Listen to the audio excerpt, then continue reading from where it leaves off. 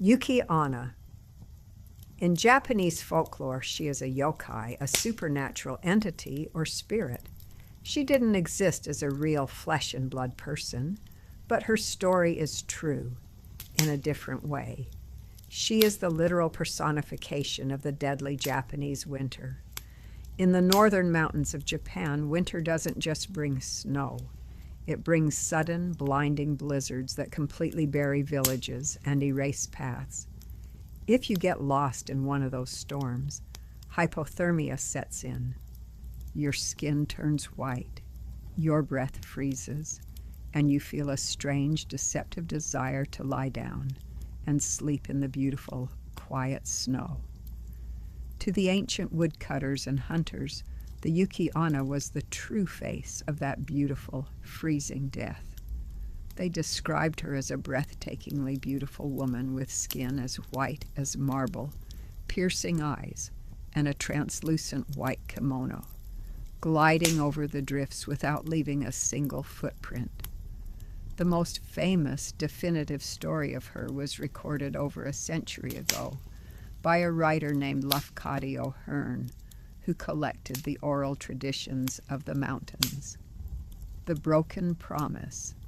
Long ago, in a mountainous province of Japan, lived two woodcutters, an old man named Mosaku and his young apprentice Minokichi. One winter evening, a sudden violent blizzard trapped them on the mountain. Freezing and exhausted, they managed to find shelter in an abandoned tiny ferryman's hut by a frozen river. They bolted the door, wrapped themselves in their straw coats, and fell into a deep sleep while the wind howled outside. In the middle of the night, Minokichi woke up to a sudden splash of freezing air. The door of the hut had been blown wide open. Standing in the doorway, framed by the swirling white snow, was a tall woman dressed in a robe as white as a winter cloud. She had hair like trailing smoke and skin so pale it seemed to shine in the dark. Minokichi watched in paralyzed terror as the woman bent over the old man, Mosaku. She blew a long, glittering stream of icy breath directly over his face. Mosaku shuddered, froze solid, and died instantly. Then she turned toward Minokichi. She leaned down, her face inches from his, her eyes glittering like icicles. Minokichi braced himself for death, but as she looked at his youthful face, her expression softened. "I was going to treat you the same as the old man," her voice whispered, sounding like the rustle of falling ice. "But you are young and handsome, and I feel a sudden pity for you. I will spare your life, but you must swear a sacred oath. You must never speak of this night to anyone, not to your mother, not to a friend, not to a stranger. If you ever tell a soul that you saw me, I will know, and I will come back to freeze the life from your body." Minokichi swore the oath, and with a sudden gust of wind, the woman vanished into the storm. Years passed. Minokichi survived that terrible winter, though he never forgot the icy face of the snow spirit. He eventually became a master woodcutter. One autumn evening, while walking home on the mountain path, he met a young woman traveling alone named Oyuki, which means snow. She was beautiful, gentle, and incredibly charming. They fell deeply in love, married, and over the years, she bore him many beautiful children. Oyuki was a wonderful wife and mother. Strangely, despite the passage of years, her skin remained as flawlessly white and radiant as the day they met, never showing signs of age. One night, while the children were asleep, Oyuki was sewing by the light of a paper lantern. Minokichi looked at her profile against the light, and a sudden, distant memory flashed in his mind.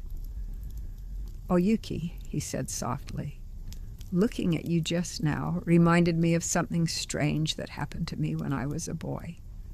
I have never told a single soul because I was terrified. Oyuki stopped her sewing, but did not turn around. "What was it?" she asked, her voice very quiet. "I was trapped in a blizzard with my old master," Minakichi said, breaking his lifelong oath. "A woman came into the hut. She was impossibly beautiful, entirely white, and she froze the old man to death with her breath. She looked exactly like you do right now. I don't know if it was a dream or if she was a spirit. A Yuki-Onna." Oyuki dropped her sewing. She stood up, and as she turned to face him, the warmth in her eyes turned to a piercing, frozen glare.